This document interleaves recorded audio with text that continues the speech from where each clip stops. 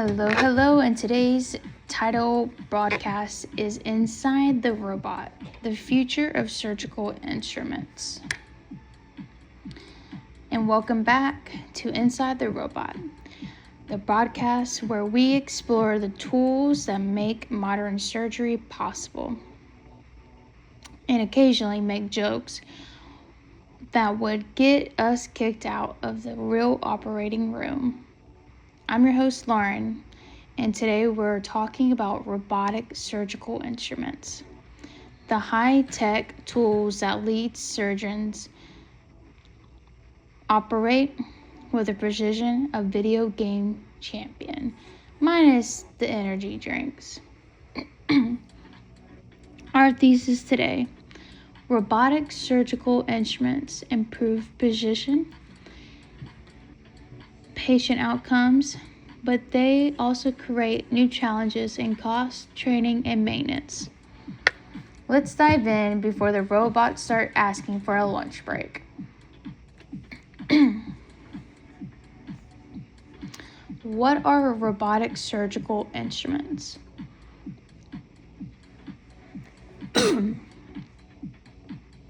Robotic surgical instruments are tools controlled by a surgeon using a robotic system like the Da Vinci surgical system. Think of it like a remote-controlled car, but instead of bumping into walls, it's performing a hysterectomy. These instruments include endo-wrist tools, robotic scissors, robotic needle drivers, energy devices, 3D camera systems. These tools can bend and rotate more than a human wrist, which is great because my wrist can barely handle opening a jar of pickles. Why robotics? The benefits. Robotic instruments offer smaller incisions, less blood loss, shorter hospital stays, better visualization, more precise suturing.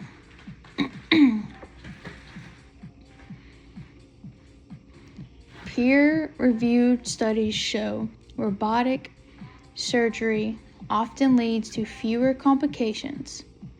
Plus, surgeons love the ergonomic chair because nothing says cutting-edge medicine like doing surgery in a chair that costs more than a used Honda. The problem is cost and complexity. Here's the catch. Robotic instruments are extremely expensive and require specialized training. Some challenges.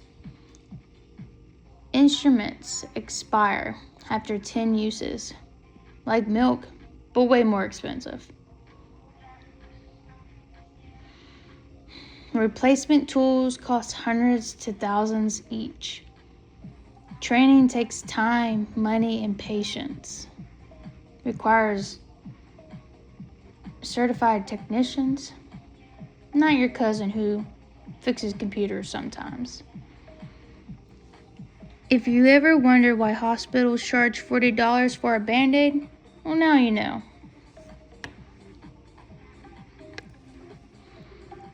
Instrument repair, a growing industry. Robotic instrument repair is a booming field.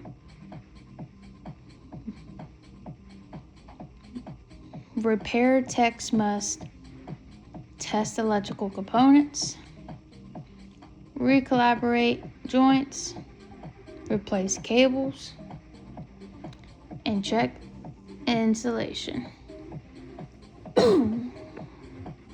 It's basically robot surgery for tools that do surgery. A robot operating on a robot? We're one step away from a sci-fi movie where the instruments unionize. Some manufacturers restrict third-party repairs, which leads to debate. It's like when your phone breaks and the company says, "Sure, we'll fix it for the price of a small island."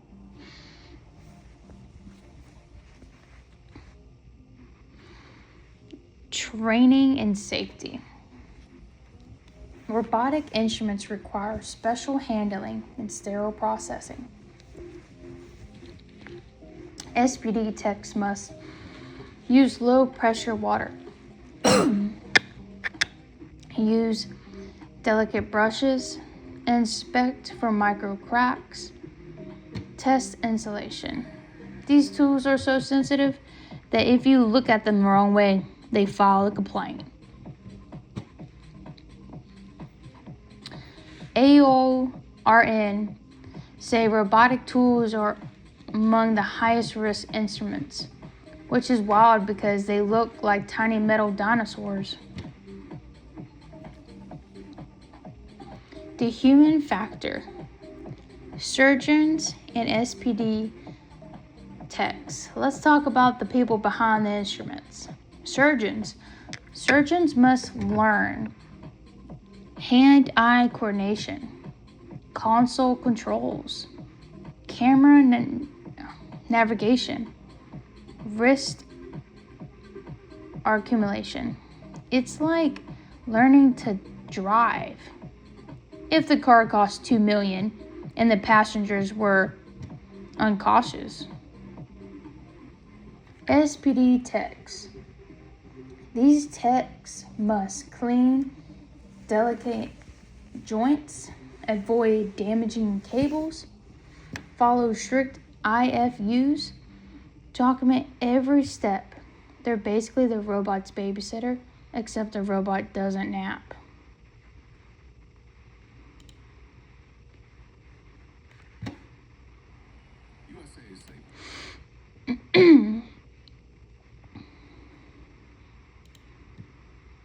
Real world problems. Hospitals face. Hospitals report issues like instrument failing, mild case, delays due to missing tools, confusion over IFUs, high repair bills, limited vendor options. One hospital reported a robotic gasper that locked up during surgery. Imagine your hand suddenly freezing while holding a scalpel. That's a bad time. Some solutions. So what can hospitals do? Well, number one, improve the training. Simulation labs help surgeons practice without risking a real patient or a very expensive robot meltdown.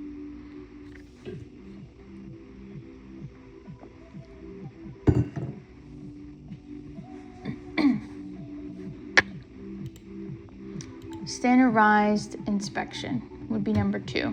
Checklists help SPD techs catch issues early.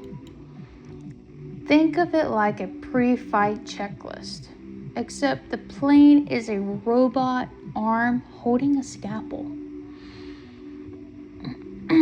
Number three, check instrument lifespan.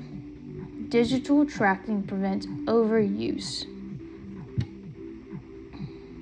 Because nothing ruins a surgery like an instrument saying, "Sorry, I'm retired now." 4. Evaluate repair vendors carefully. Choose vendors who follow FDA guidelines, not someone who says, "I watched a YouTube video. I got this." The future of robotic instruments. The future includes smaller robots,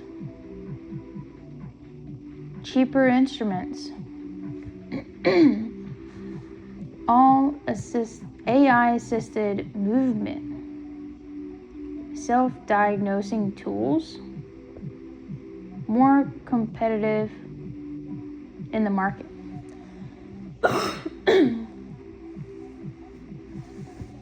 One day, robots might even help clean themselves. SPD techs everywhere just cheered.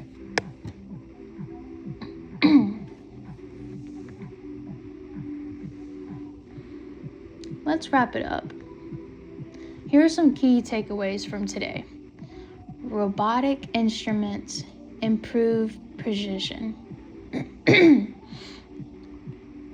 They're expensive, complex. Repairs and training are major challenges. Hospitals can reduce risk with better training, tracking, and inspection. The future is bright and probably full of even more robots.